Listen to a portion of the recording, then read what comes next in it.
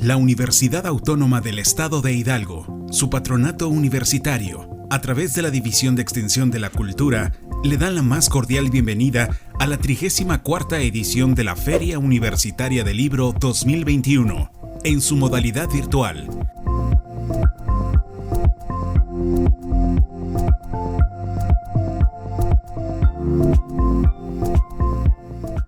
A todos ustedes les damos la bienvenida a esta presentación del Fondo de Cultura Económica dentro del marco de la 34 Feria Universitaria del Libro en Pachuca, Hidalgo. A quienes les damos también un agradecimiento muy especial por acoger este espacio de uno de nuestros libros que ha sido pues un libro muy esperado dentro del Fondo de Cultura Económica, que ya verán que se ha estado cocinando lentamente, pero por eso mismo creo que va a ser una grata charla con la autora del libro Laboratorios en la Selva, Campesinos Mexicanos, Proyectos Nacionales y la creación de la píldora anticonceptiva. Entonces, yo creo que ese título ahorita lo vamos a ver, encapsula muy bien, resume, sintetiza todo el abanico de temas que puede tocar una historia desconocida dentro de la historia de la ciencia de México y, como ya veremos también, del mundo. Pero bueno, antes de continuar y comenzar a hablar del libro, quiero decirles brevemente quién es nuestra autora, a quien le doy la bienvenida también. ¿Qué tal? Gabriela Soto Laviaga. Ella es historiadora especializada en Historia de México y Historia de la Ciencia. Tiene un doctorado por la Universidad de California en San Diego. Actualmente es titular de la cátedra Antonio Madero para el Estudio de México y profesora de Historia de la Ciencia en la Universidad de Harvard. Y bueno, desde ahí ella está realizando investigaciones muy importantes sobre, ya les decía, la historia de la ciencia, particularmente de México, pero que tiene esas historias que han tenido un impacto global. Así que bienvenida, Gabriela. ¿Qué tal? Muchísimas gracias, Heriberto, por la presentación y por la oportunidad de estar aquí. Le doy las gracias a la Feria Universitaria del Libro en Pachuca, con ganas de haber estado con ustedes en persona, pero muy agradecida por este formato. Así es, seguimos en esta segunda emisión de la feria, que es de manera virtual debido a la emergencia sanitaria, pero bueno, con todo el gusto y todas las ganas de seguir hablando de los libros y de historias, como les digo, desconocidas. Pues bueno, quizá para abrir la charla, Gabriela, yo te quisiera pedir que nos contaras cuál es la historia que narra este libro, ¿no? Y además, un poco, pues, ya que nos vayas contando, pues ir adivinando por qué un libro de historia está en una colección de ciencia, porque esta colección negra, que es como la colección de historia del fondo, pero esta es la de ciencia y tecnología. Tiene una imagen muy reveladora de lo que trata el libro, pero bueno, cuéntanos de qué va. Sí, bueno, se puede sintetizar el libro de muchas maneras, pero aquí lo voy a hacer en dos historias paralelas. Lo que tenemos, mucha gente, sobre todo muchos de nosotros los mexicanos, no sabemos que la píldora anticonceptiva no solo se crea, sino que en México, sino es por medio de recursos naturales del sureste de México que es posible que se da a niveles comerciales la síntesis de hormonas esteroides. ¿Y por qué es importante esto? Esto es importante porque de ahí sale la cortisona, sale la píldora anticonceptiva y más de 300 medicamentos, todos ellos derivados de un tubérculo llamado barbasco en el sureste de México. Entonces, el libro narra la búsqueda internacional, realmente una búsqueda global para encontrar una manera de sintetizar, o sea, fuera del cuerpo humano, cómo sacar hormonas esteroides. Y resulta que en el sureste de México, en las selvas, había este tubérculo de donde se podían extraer químicos que harían este escalón para después crear hormonas esteroides. Esa es una de las historias. Pero en paralelo es lo que está pasando en nuestros campos mexicanos, en el México rural, cuando llegan estas farmacéuticas y estos científicos a buscar este tubérculo o una planta, no sabían lo que iban a encontrar, y cómo es la situación del campesinado mexicano y cómo se van a entretejer estas dos historias. la búsqueda científica por un descubrimiento que va a realmente detonar la industria farmacéutica y las vidas de los campesinos, muchos de ellos indígenas campesinos en México, y cómo se encuentran estas dos historias. Muy bien. ¿Dónde y cuándo ocurre esta historia del barbasco? Que además es una palabra que yo creo que para la mayoría de las personas que nos ven, pues no es desconocida, ¿no? No saben a qué tipo de planta se refiere. Exactamente. Bueno, es una dioscoracia, que quiere decir que es un tubérculo de la familia de las dioscoráceas, y lo que es un tubérculo enorme que puede llegar a pesar más de 60 kilos. Y lo bueno de tener esa imagen en la mente es que nos permite entender qué tanto trabajo se necesitaba para sacar este tubérculo de las selvas mexicanas. Entonces, me preguntas que cuándo empieza esta historia, y tiene varios principios.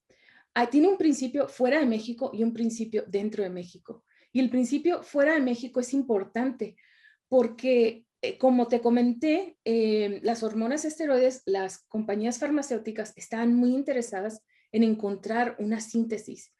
Y la razón por la cual es que creían a principios del siglo XX que las hormonas esteroides, que no eran muy bien entendidas, pero que podían regir todo lo que concierne el cuerpo humano, desde la reproducción, desde la respiración, creían que hasta si podían curar la obesidad, problemas de la vista, problemas hormonales, problemas de la mujer. Era una lista enorme. No se entendían bien, pero decía, puede haber tal vez una, va a ser, si lo podemos sintetizar, va a ser una fórmula muy lucrosa para las compañías farmacéuticas. Pero hay un problema, que no se podía encontrar en grandes cantidades. Entonces, por ejemplo, lo que hacen los alemanes, que estaban buscando cómo sintetizar, en el caso de ellos, testosterona, lo que hacían es, afuera de los bares y afuera de donde se juntaban los soldados, ponían unos baldes enormes en donde les pedían que orinaran para poder sacar pequeñas cantidades de hormonas. A las mujeres embarazadas, tal vez a sus abuelas o bisabuelas les tocó que las mandaban con un baldecito a casa para que también orinaran ahí, regresando con el doctor para tratar de sacar estos pequeños cantidades de hormona. Eran tan valiosas que en los 40 era más valiosa un gramo de progesterona que un gramo de oro. Entonces, te puedes dar cuenta que las compañías farmacéuticas estaban muy interesadas en encontrar una manera de sintetizarlo. Esa es la historia fuera de México.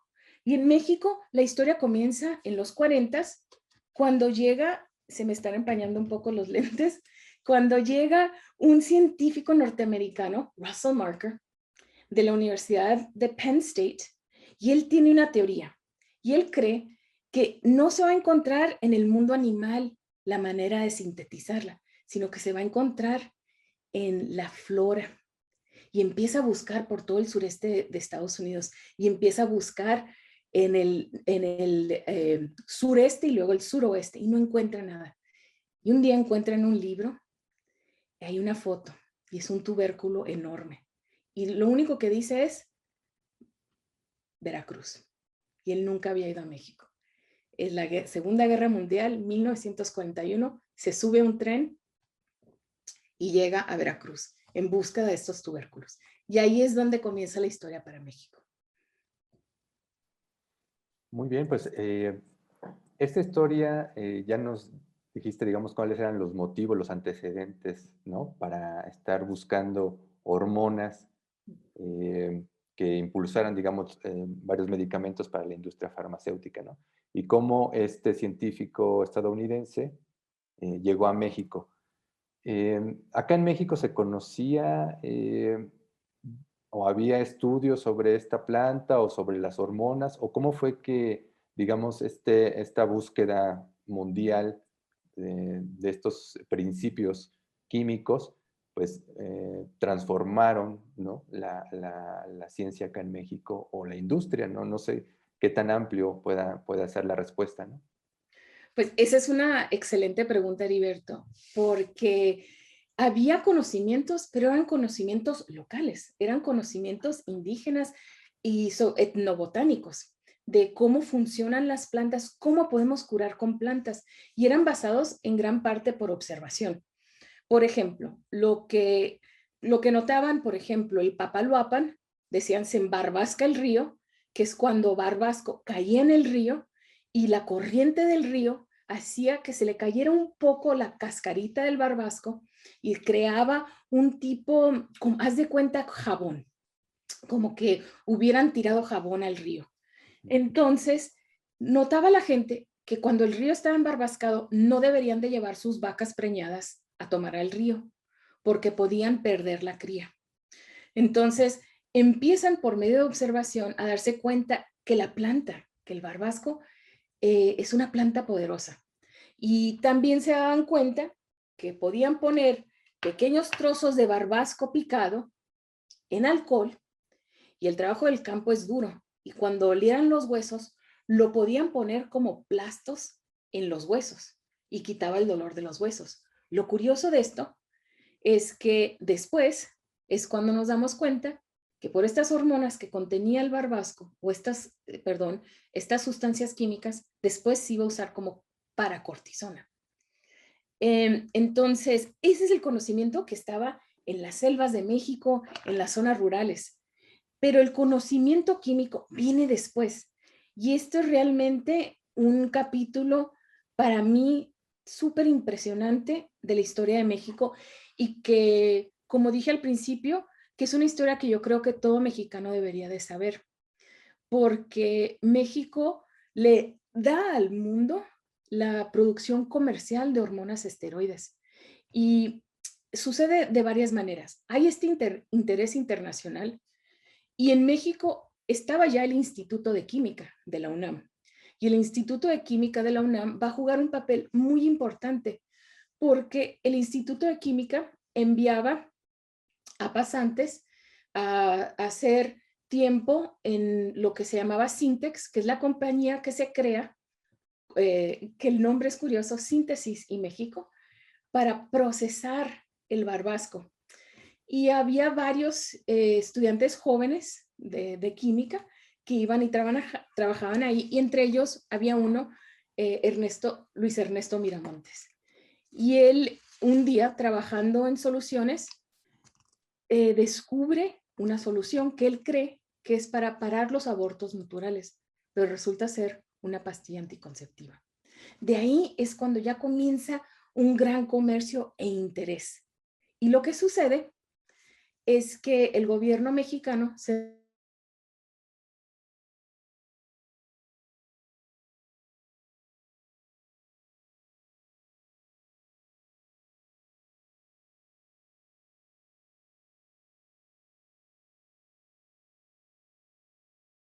ponen al timón a un joven biólogo, Arturo Gómez Pompa, y él se va a encargar de investigar todo concerniente a esta planta. La biología, la reproducción, cuánto crecía, cuánta diosgenina, que era el químico, tenía, etcétera. Y ahí es cuando realmente se da un auge en la producción de ciencia de hormonas esteroides en México. Tan es así que cuando hay conferencias de hormonas esteroides, el mundo viene a México. México se convierte en el ombligo intelectual de toda esta producción de cómo se entiende las hormonas esteroides. Realmente transforma la medicina y la producción de farmacéuticos a mitades del siglo XX. Pues es muy sorprendente, la verdad, cómo se conjugan varios factores que, digamos, a la distancia podrían parecer que confluyen en el momento exacto, pero que más bien son los que generaron la historia tal como la conocemos, ¿no? Es decir, esta búsqueda de estos principios químicos a través de las hormonas, pero también, y ahí voy a ir también a la otra parte de la historia, ¿no? Que es la de los campesinos mexicanos, que está en el subtítulo de tu libro. Cómo el campo mexicano estaba en comenzando esa segunda mitad del siglo XX, ¿no? En qué condiciones, en qué importancia se le daba a los campesinos mexicanos, y otras cuestiones como la formación o el desarrollo de la ciencia en México. Como tú acabas de mencionar, pues ya sí existía el Instituto de Química, ¿no? Pero también en ese momento se estaba dando el traslado, creo que de varias instituciones pertenecientes a la UNAM del centro histórico, que es donde estaban afincadas, digamos, a Ciudad Universitaria, que de alguna manera los ponen un poco al margen, ¿no? Pues del resto de la ciudad o de las relaciones que ya habían establecido en el centro de la ciudad, ¿no?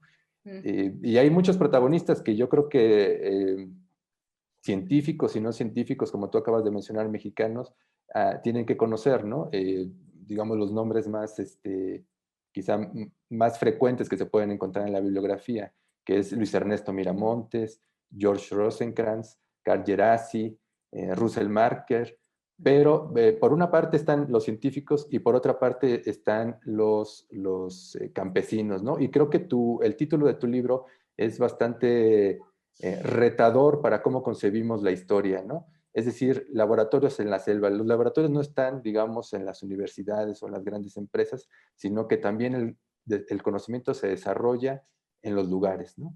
En las selvas, en este caso, ¿no? En algún lugar muy específico del sureste mexicano. Entonces, cuéntanos un poco como esa convergencia de factores. Me encanta que hayas mencionado ese punto, Heriberto, porque en efecto, para mí era muy importante cuando hablamos de producción científica, cuando hablamos de conocimiento científico, solemos pensar que es en las universidades, en los laboratorios, donde se da esta producción de conocimiento.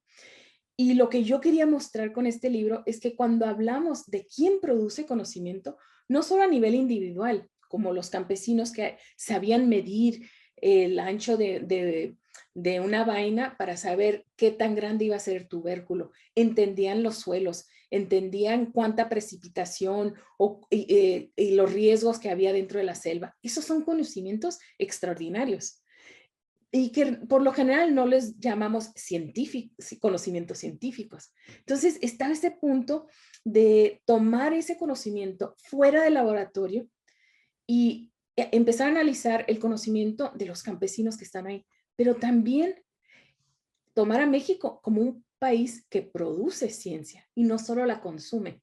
Entonces, eso de laboratorios en la selva tenía o tiene varios significados. Pero regresando a tu punto, que como te digo, me gusta mucho que hayas captado del papel de los campesinos, porque México está pasando entre los 40 y finales de los 70, principios de los 80, que es la época que narra el libro.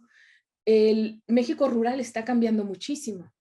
Y por medio de la historia del Barbasco, también podemos contar esa historia de cómo están cambiando los campesinos en estas zonas. Y en particular, el Barbasco les permite a campesinos que no tienen tierra, que trabajan ya sea y hay que recordar algo muy importante, que la gran parte del libro, cuando estamos hablando de los campesinos, son campesinos de la zona de Tuxtepec en Oaxaca, y que Tuxtepec tiene una larga historia de explotación laboral con las haciendas de azucareras, de todos los productos que podamos imaginar el sureste de México desde la época del Porfiriato. Pero ese legado de abuso laboral, de problemas raciales y étnicos en esta zona, realmente queda arraigado en esta zona de Valle Nacional. Y al regresar un producto como el Barbasco, les llegan a pagar en efectivo a campesinos en un momento en donde era muy difícil conseguir empleo que te pagara en efectivo. Entonces, se apoyan en el conocimiento de los campesinos que saben cómo encontrar Barbasco, que saben por qué caminitos pueden irse. Y a mí me tocó seguir a un campesino mientras estaba buscando Barbasco, Y no es nada fácil, porque para nosotros en zonas urbanas, que podemos caminar por calles o nos conocemos los caminos del metro o lo que sea, ponnos en una situación en medio de la selva y nos perdemos. Y es lo que le pasaba a los químicos que iban y que querían entender el barbasco. Tenían que apoyarse en el conocimiento de los campesinos. Muy bien, creo que también otro de los puntos que es muy importante y que te digo, tu libro es retador y que para la idea tradicional que tenemos, ¿no? De la historia de la ciencia en México, de cómo se hace ciencia en sí. Había un proyecto nacional, ¿no? De impulsar la ciencia también, porque hay una parte en la que te centras, ¿no? En el sexenio de Luis Echeverría, donde se quiere nacionalizar o se quiere impulsar la ciencia en México a través de esta planta, ¿no? De estos descubrimientos a partir del barbasco. Incluso, bueno, el Consejo Nacional de Ciencia y Tecnología surgió en esos años, ¿no? También. Sí. Digamos, un poquito también a la luz pues, de la actualidad, ¿cuál es tu opinión o cuál es tu enseñanza que te deja esta historia sobre el desarrollo de la ciencia? ¿Fue exitoso? ¿Cómo se llevó a cabo? ¿Dejó frutos o fue un intento fallido al final? Esa es una pregunta sumamente importante. Creo que hay dos lecciones cuando hablamos de la importancia de la ciencia en esta historia. Y uno de ellos es, primero que en México, creo que necesitamos desarrollar y saber más historias de la ciencia en nuestro país. Creo que nosotros como mexicanos tenemos que entender las contribuciones científicas, tecnológicas que el país ha dado desde antes de la llegada de los europeos.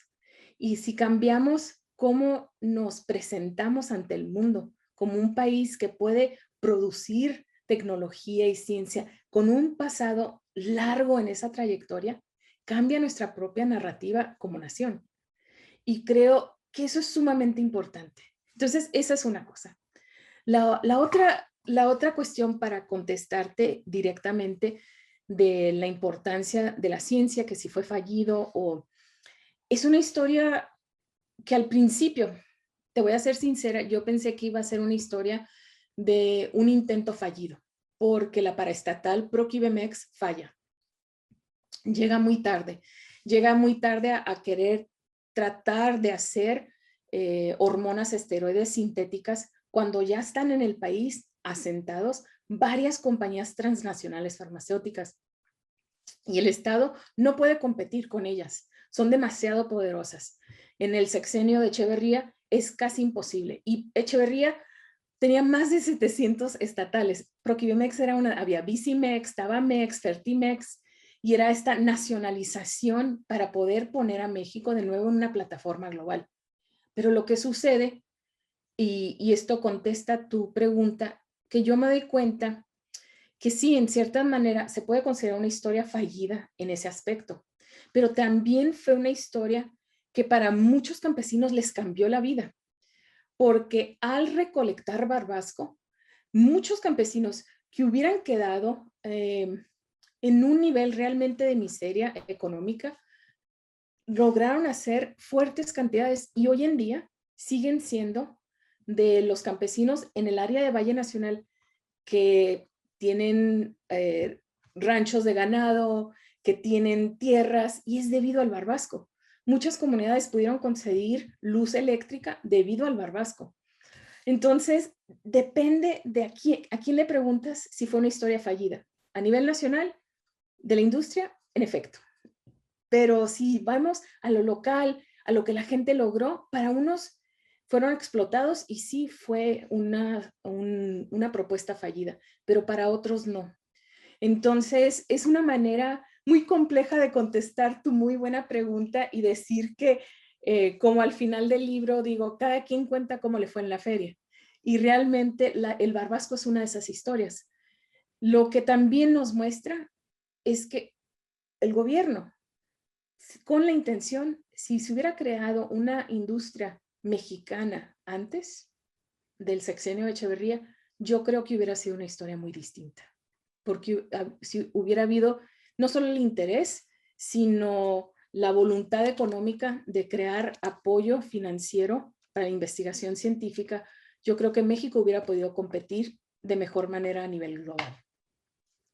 Sí, sí, sí, no, la verdad me encanta la perspectiva desde la que tomas cada uno de los temas, ¿no? Y esas enseñanzas o esos puntos de reflexión que nos deja, ¿no? Yo también quiero mencionar que, por ejemplo, que consideramos o se considera generalmente a la ciencia como una disciplina, pues, debido a los métodos de investigación que realiza, pues como una disciplina objetiva. Y quizá en su metodología lo es, pero, digamos, las relaciones con el resto, digamos, de las disciplinas o que está simplemente inmersa en un mundo, nos arroja también como facetas sorprendentes que encontramos en tu libro sobre qué significa hacer ciencia, ¿no? Ya estábamos un poco hablando cómo le cambió las vidas a los campesinos, ¿no? De un pueblo que quizá no, de otra manera, si no hubiera habido esta investigación o este consumo del barbasco, no hubieran tenido pues luz o educación o algún tipo de ingreso. Ahí vemos, digamos, el impacto social del desarrollo de la ciencia, ¿no? Pero también vemos la relación de la ciencia con el ámbito político, ¿no? Cómo se incrusta, digamos, una investigación en particular, por decirlo de alguna manera, dentro de un proyecto político nacional. Tú, digamos, hablándole específicamente a los científicos, ¿qué les recomiendas? O sea, ver la ciencia más allá de sus ámbitos, porque yo creo que eso arroja mucha luz sobre cómo pueden hacer mejor su trabajo incluso, ¿no?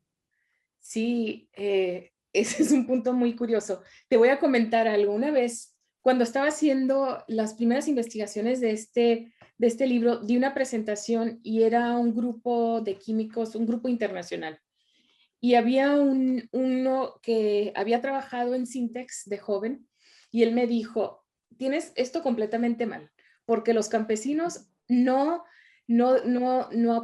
dieron nada, o sea, recolectaban, pero ¿qué significa recolectar? Eso no es ciencia. Y, y para mí, en ese momento, no supe exactamente, yo sabía que yo estaba bien, pero no sabía cómo formular la respuesta en ese momento. Pero siempre que cuando estaba escribiendo ciertos capítulos, me acordaba de ese químico, porque estaba escribiéndole a él para mostrarle que, como dijimos anteriormente, la ciencia no solo se hace en los laboratorios y la ciencia no solo, los dueños de la ciencia no son los científicos.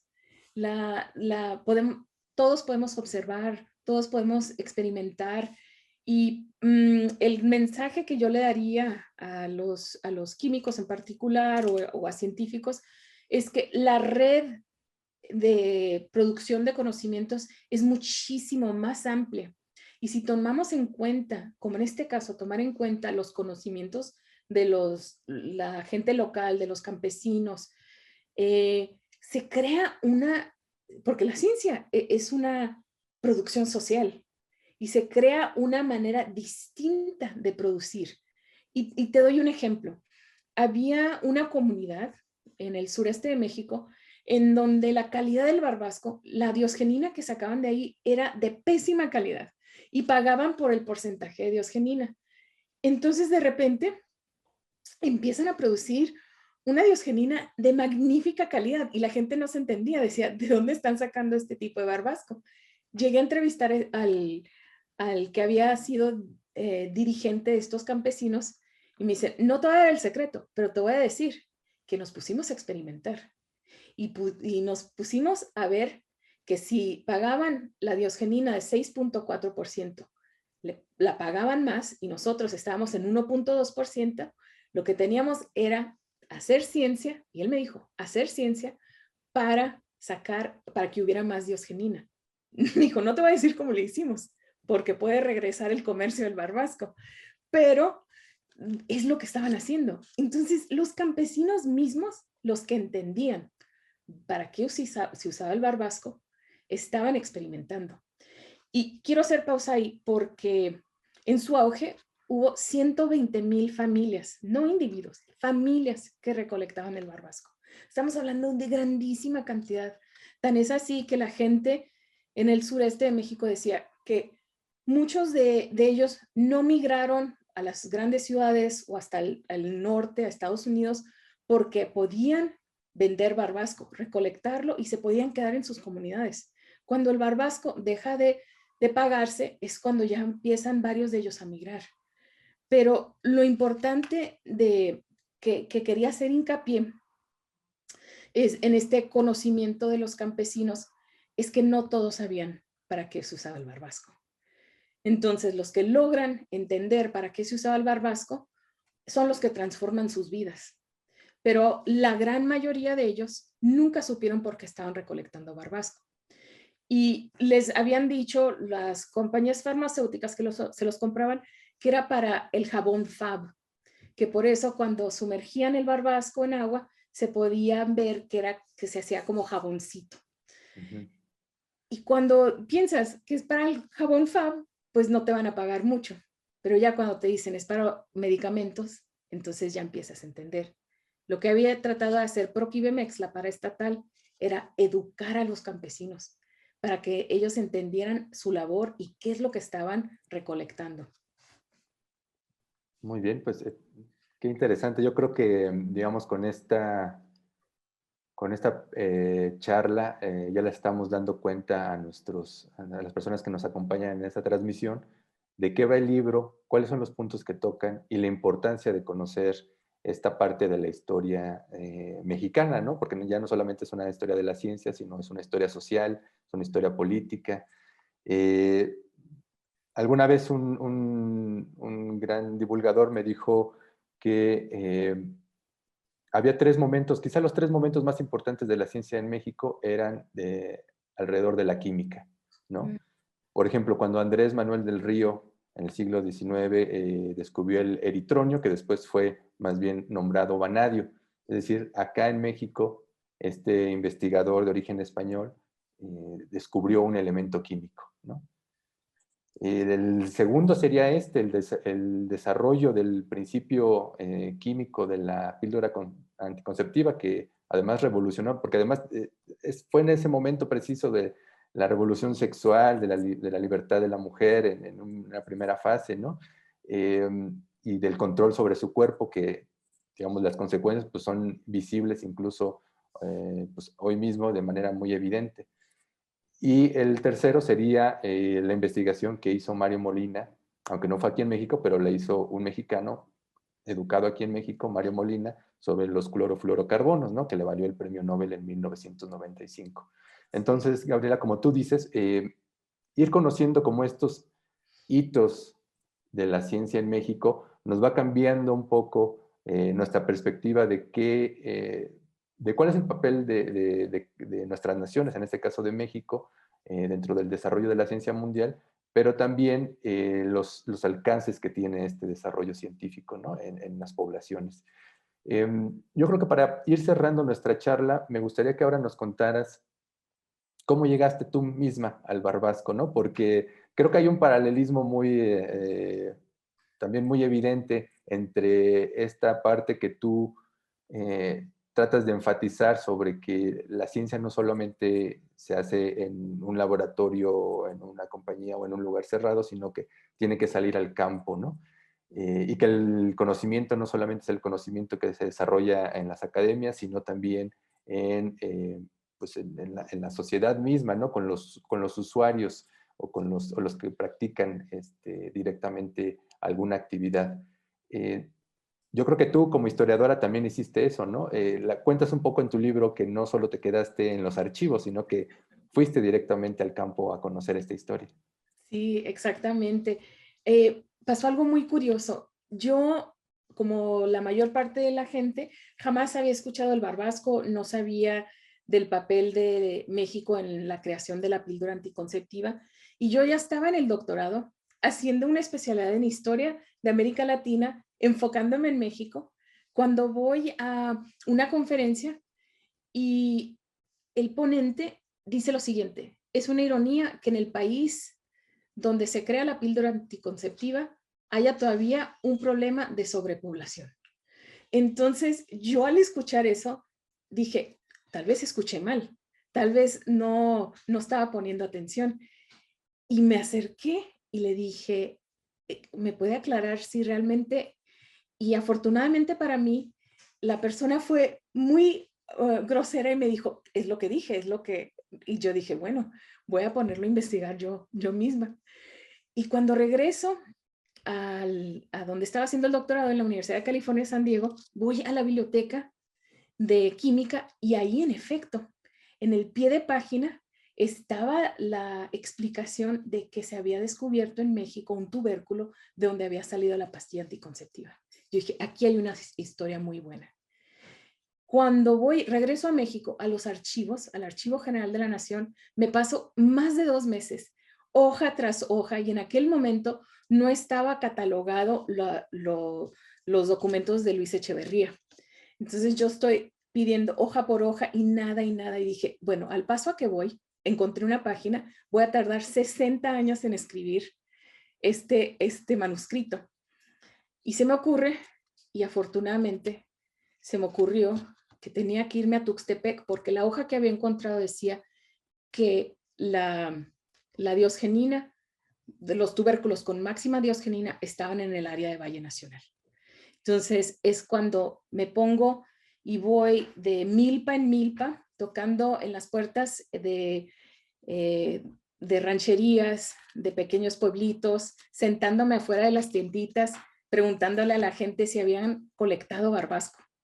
Y ahí es donde me pongo yo, no a colectar barbasco, sino a colectar las historias para reconstruir esta historia de lo que significó en estos pueblos, en estos lugares lejanos de la capital, lo que impactó el barbasco. Entonces, la recomendación para aquellos que sean alumnos o que quieran crear algo es, cuando algo no está surgiendo en la investigación, literalmente salirse del archivo y empezar a hacer preguntas fuera de ellos. Y creo yo que si hubiera quedado en el archivo, hubiera encontrado algo, hubiera sido una historia sobre una compañía y no sobre la gente que trajo el barbasco, que eran los barbasqueros. Muy bien, te digo, la propia historia de cómo te interesó conocer esta historia y cómo la fuiste desarrollando, también me parece increíble, ¿no? Es la forma quizá en que tenemos que cambiar la narrativa también de alguna manera, ¿no? Yendo a otros lugares, buscando las historias en otros sitios. Ahora que ya has tenido mucha experiencia con este libro, porque este libro fue publicado en 2009, originalmente en inglés por la Duke University Press, y que ahora ya ha salido publicado por el Fondo de Cultura.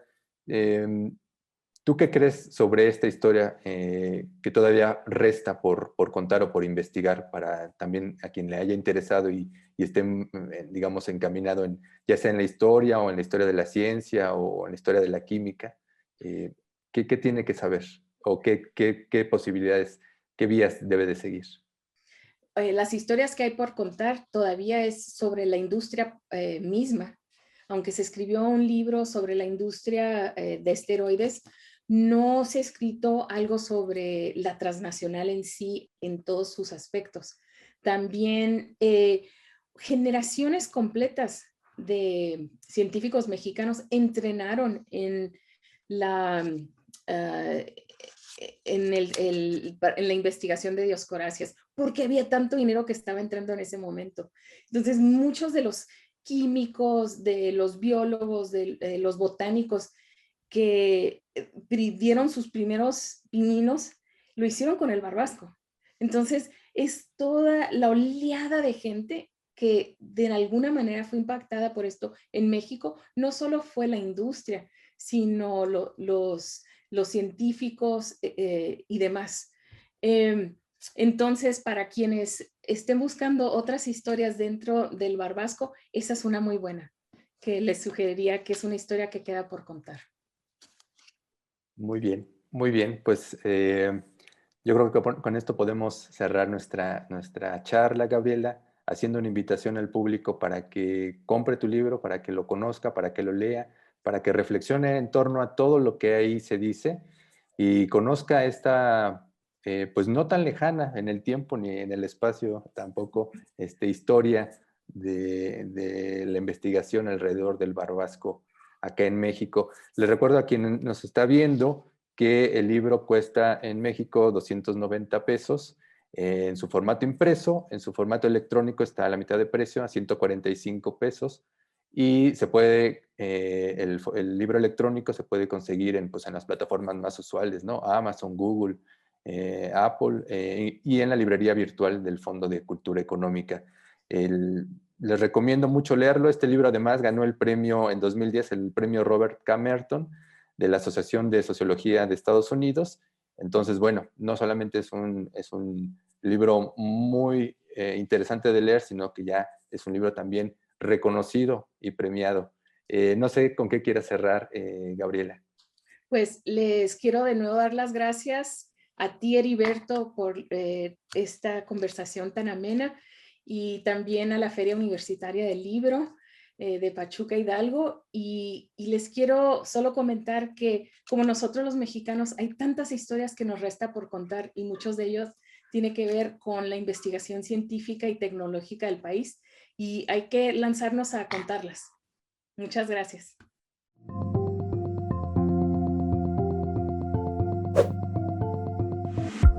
La FUL agradece tu asistencia.